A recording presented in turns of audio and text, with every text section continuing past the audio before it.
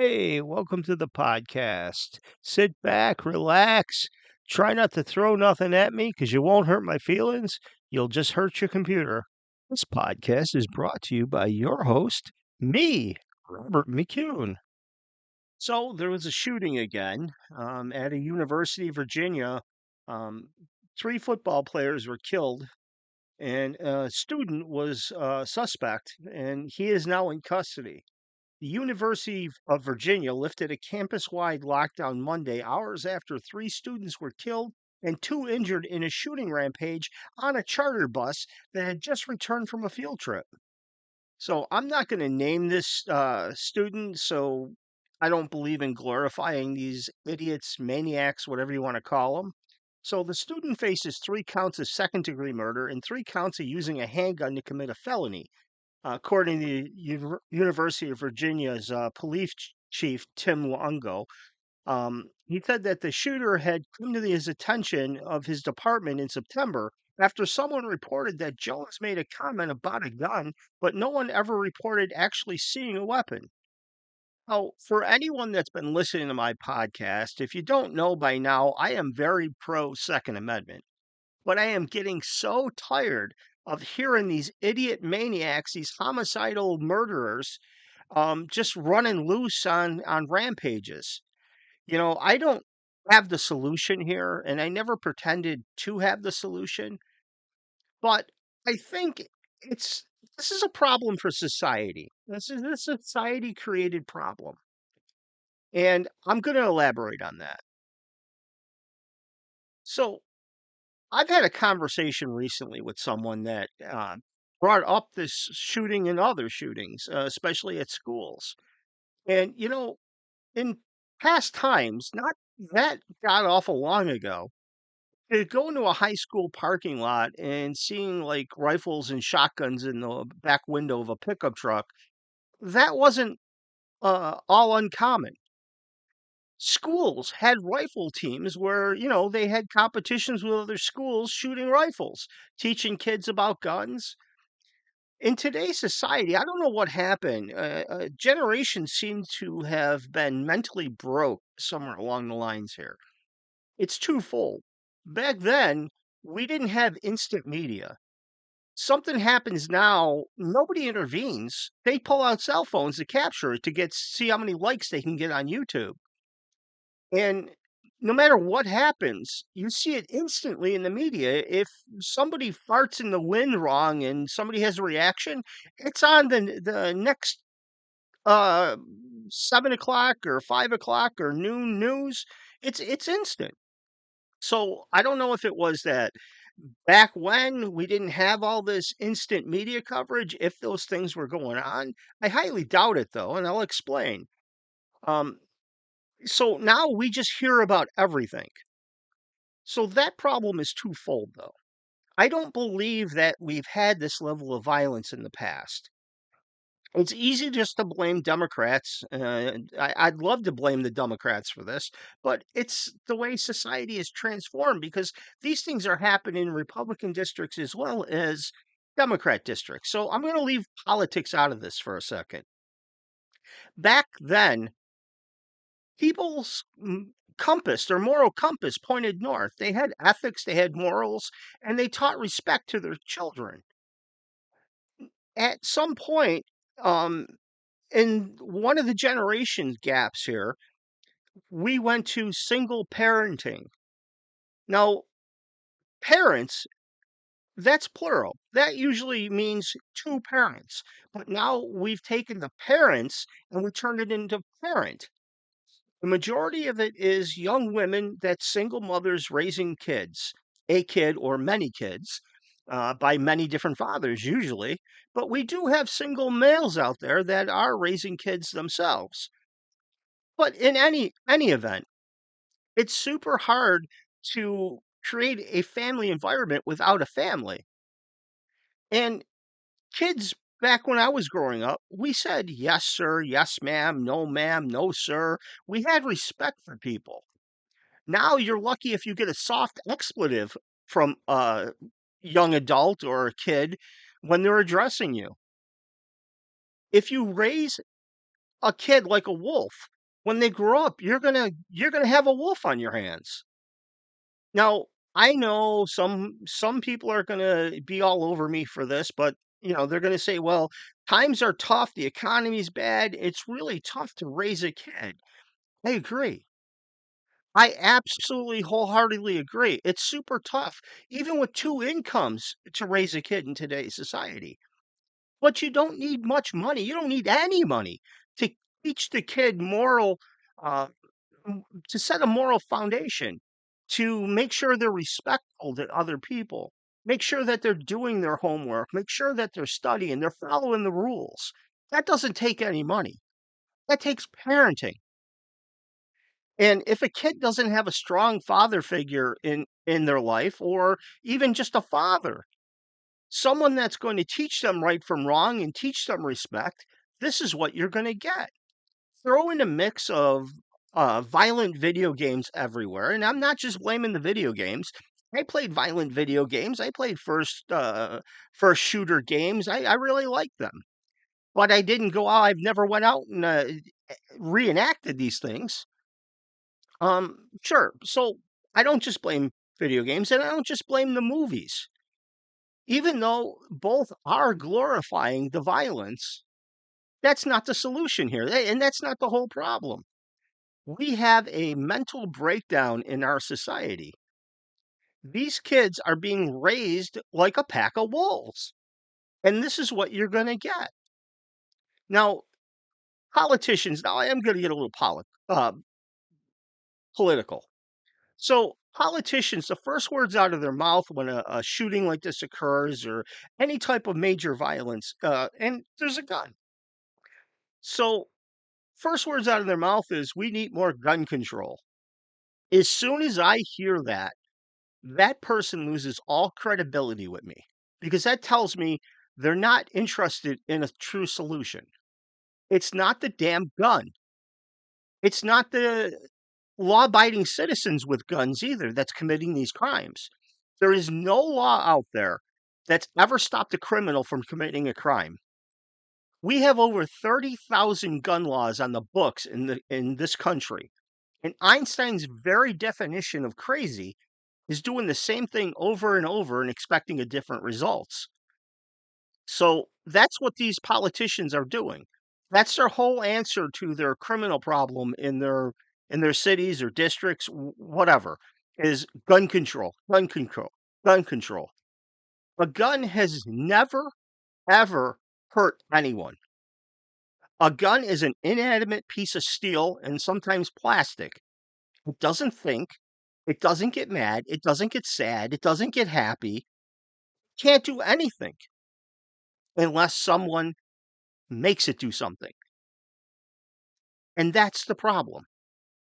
If there was absolutely no guns in this entire world, if you could magically make them disappear, these crazy nut jobs are going to find other ways to hurt people, whether they drive a van or a truck through a parade, they get into a school like they do now, and instead of shooting people, throw Molotov cocktails at students, they light up a whole classroom, burn them all to death. That's a horrible thought. But crazy, evil people will do crazy, evil things unless they're stopped. We have to start paying more attention. If we focused on people, mental health in this country, as hard as they're working to uh, circumvent law abiding citizens' legal rights and get rid of guns, that is only one instrument these nut jobs are using. If the energy and the money that's spent on a solution that doesn't work, if that was actually applied to solutions that might actually work, like mental health control in this country, actually paying attention to crazy people instead of just dismissing them, I think we'd be better off as a society right there. And that's not the whole solution here. That's only a single step in the right direction. I really feel that we're going to continue to fail and things are going to get so bad in this country. Now, the Supreme Court ruled long time ago that when you call the police, they don't have a real duty to respond. We're on our own. You are responsible for your own safety, pure and simple. And that's a ruling by the Supreme Court. Now, when you do call the police, a lot of times they do bother to show up, but sometimes they show up 2 hours later because it's just not a priority for them. Now, that's where politics are playing a factor. They're trying to limit people in society from being able to protect themselves. And then they let these crazy nut jobs just run free. We have cashless bail. Look what happened to the guy that just ran for governor of New York, Lee Zeldin. He was at one of his rallies. Some dude jumped up on stage with a knife, literally attacked him, said, "You're done," and took two other people to tackle this guy to stop him from killing Lee Zeldin. Well, the police arrested him, hauled him away. He was out in 30 minutes. He could have went right back and did it again. They let the criminals run loose. There's no rules for criminals. They don't follow rules. There's no law that's going to prevent them from doing bad things. Laws are just meant to structure and order for society to follow and to punish, not stop the crime, punish you for committing the crime. That's why you go to jail or that's why you have to pay a fine. That's a punishment. And without guidance and structure in society, these laws and rules mean absolutely nothing. You're on your own, folks. I should say we're on our own because I'm included into this. I'm well armed. I'm armed up. And the last thing I ever want to do is take a human life. But if it's me or them, I feel bad for you, your family, and whoever else cares about you. But at the end of the day, I want to try to make sure I'm still alive. So, and I've never shot anybody. I hope and pray I never have to shoot anybody. In fact, when I'm carrying, I'm more afraid of what some idiot is going to make me do than being afraid of them. And that's the basis of where we're at today in society. This is what is playing a factor in all these mass shootings. You never see a mass shooting at a gun show. In fact, if somebody tried it, the only mass shooting there that's going to happen is everybody's going to turn that idiot into Swiss cheese. That's going to be the mass shooting. Occasionally, we do have the idiot that tries to knock over the local gun store, thinking it's going to be a walk in the park, like they're knocking over a liquor store or something. But that never fares well for them because just about everybody at a gun store, they're armed. All the clerks, the gun store owner, they're all packing heat. Not to mention most people that walk through the door, customers, they're usually armed to the teeth as well. So, you know, politicians say less guns mean less crime. It just means less gun crime if there's no guns, except for the criminal, of course. They'll get the gun if they really want a gun.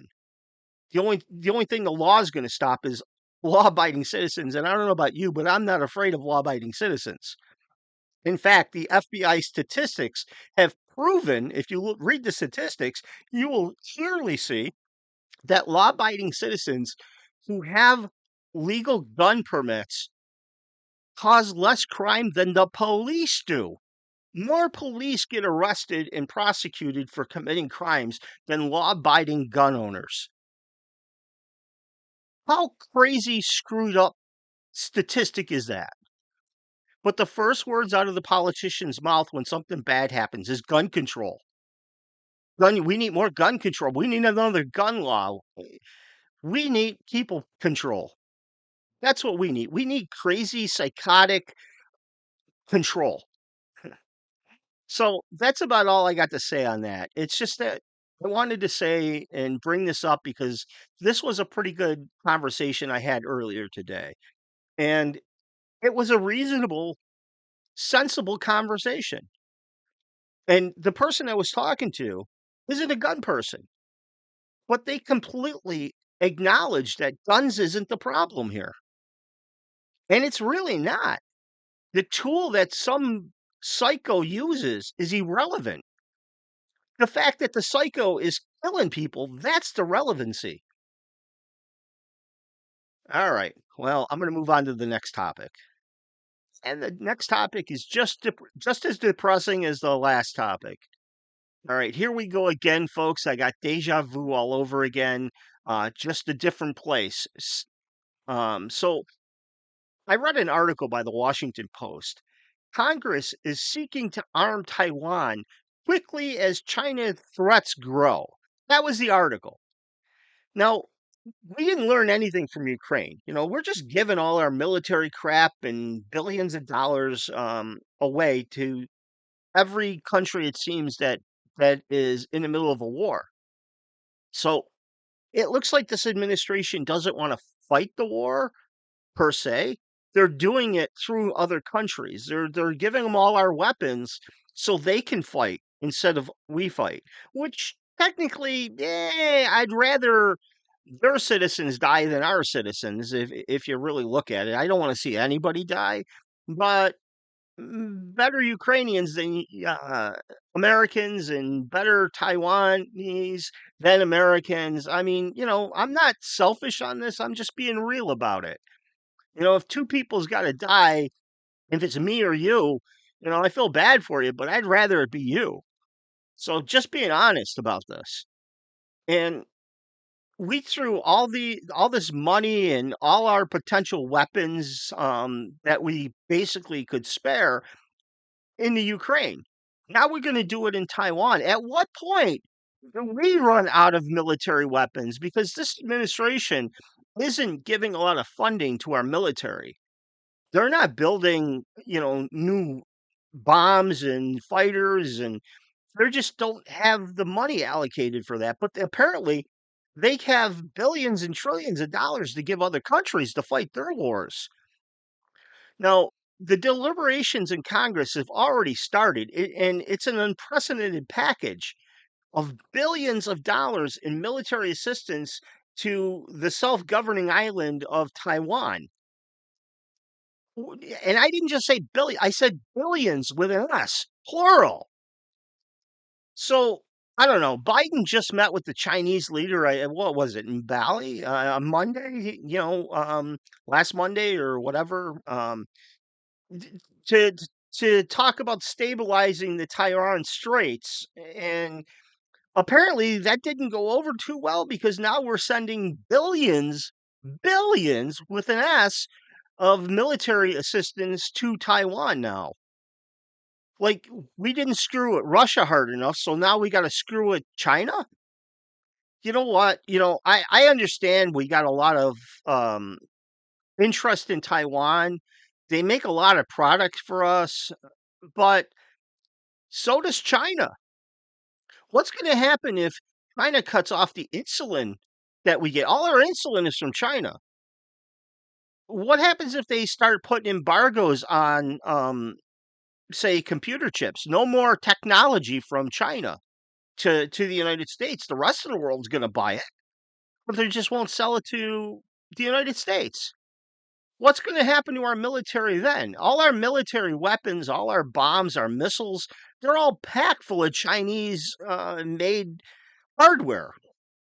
So what's going to happen? One, we're not going to get any parts. All the military vehicles, all the vehicles in this country run on Chinese computer chips and all that crap. So you're not getting any replacement parts, and we're not getting anything new. We are so beholden to China right now. It's not even funny. And the insulin and the technology, computer chips, and that's just the tip of the iceberg. We have so much wrapped up depending on Chinese because we've moved our a lot of our plants for production over to China because they gave us better rates, cheaper labor. So if China closes the door to the United States, we're hosed. So now we're gonna send military weapons over to Taiwan to kill Chinese. And don't get me wrong, I don't like China either. But until we bring our industry and our pharmaceuticals back to the United States so we can produce them, I just don't think we should be pissing China off right now. We need to drastically start returning our industry back to the United States. And then the hell with China. But keep this in mind. China now has a larger navy than the United States. They have their own space station or whatever. They have their own space force that's bigger than ours. Their military in general is bigger than ours. So if we went into a full-blown war with China right now, as much as we are a military powerhouse, China just might be a bigger powerhouse than us. We're going to get more than just a black eye out of fighting China if we went to war. I guarantee that. We might not win it. I would say the odds are probably 40-60 in favor of China winning a war. Now, I don't think, excuse me, I don't think anybody's going to win a war between the United States and China or the United States and Russia. I don't think it's winnable because even if you come out and the other side decides to quit, you are both really screwed up countries at that point. I mean, if we were going to lose, I mean, outright, if we knew we were going to be taken over by China, the nukes are coming out. The sleeves are being rolled up, and the nukes are coming out. Same thing with China. Nobody's going to win those wars, and both sides know it. The winners, the country is going to be screwed up. It's almost going to be uninhabitable. The economy is going to be non-existent.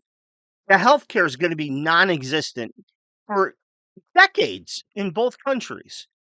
There's no winners. You know, you see on TV pictures of third world countries where women is carrying these 5-gallon buckets for a mile and a half just to get water in the house. Well, we have an all-out nuke fest. You bet your ass there's going to be hardly any vehicles running. You're going to walk or look to get a horse or a bicycle or something. You know, we have potential to blast each other back into the Stone Age. So nobody's going to win that. And just to give you another example of how we're laxing in military hardware in this country, advancing, because the last couple administrations outside of Trump, Trump did do a good job boosting the military income there. Take India, for example. They're a step closer to getting a fifth generation aircraft. India plans to get a fifth generation fighter jet is slowly turning into a reality. On October 8th, the Indian Air Force Day, their chief marshal of their Air Force or whatever had said that work on the fifth generation fighter aircraft program called the Advanced Medium Combat Aircraft and progressed, and the introduction of this was likely to commence by 2035. Now, this jet is packed full of 21st century technology. Um, they're considered to be one of the most advanced fighters in operation today. So when a country like India starts outgunning us in the air, we're in serious trouble.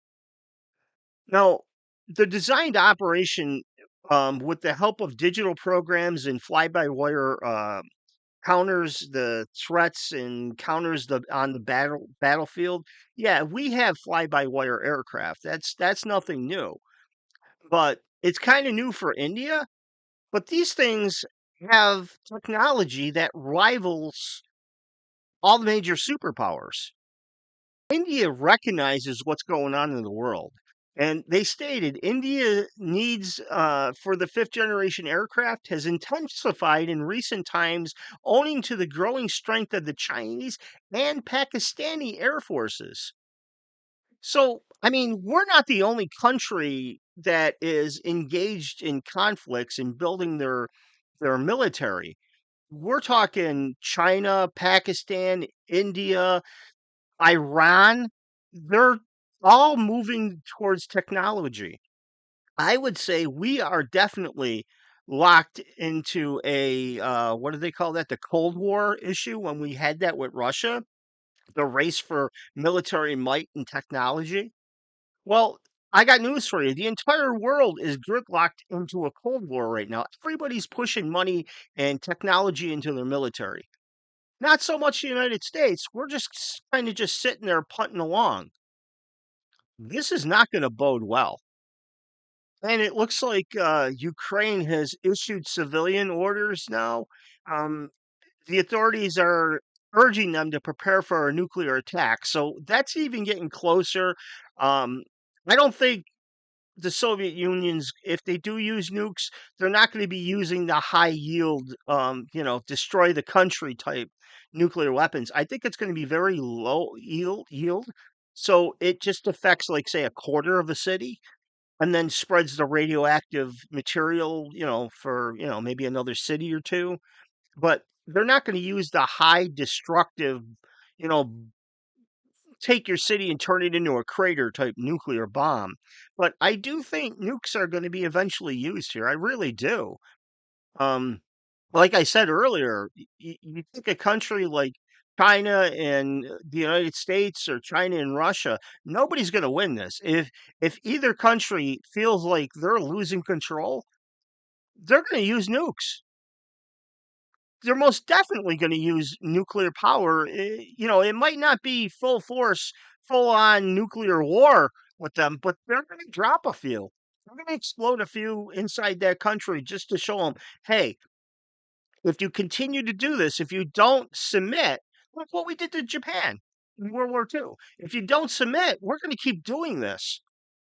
And that's probably going to end the Ukrainian war when Russia threatens them and actually uses a nuke or two just to show them, hey, we're serious. We're going to do this. Surrender or die, sort of type thing. That's going to end it. Okay, so I'm going to jump back into the gun topic for just a minute because I just came across an article where a Texas homeowner confronted an intruder breaking into his home and fatally shot him, hitting him twice in the chest. So, San Antonio police say the shooting happened around 6 p.m. on Saturday when the homeowner, who was described in his early 20s, heard someone attempting to break into his home through a side window. The homeowner attempted to confront the intruder, apparently, according to the police report, and eventually fired two shots with a handgun, striking the intruder in the chest. So the emergency personnel that responded tried to do CPR, but it was pretty much useless. This guy took the cold dirt challenge, and he's not coming back. He's not going to be breaking into any more homes. It's unfortunate a life was lost, but this is how this works. Eventually, if more people protect themselves and utilize their rights, eventually we're going to run out of these criminals. This is going to solve it right here. Unfortunately, it's a violent solution, but I look at it as just remove the safety warnings off of all like power tools and lawn equipment. It'll work itself out.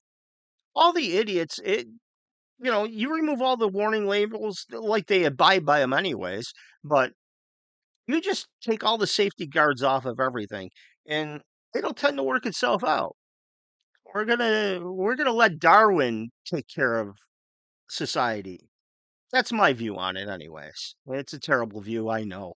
But, you know, we got to do something here. And I don't know what the solution is. I really don't. So, I want you guys to stay cool, stay frosty till I talk to you when I talk to you. Remember, hit the like button, subscribe if you haven't, and give me the thumbs up. That really helps this algorithm and it helps present videos to others. So if you kind of like what I'm doing, hit that thumbs up button.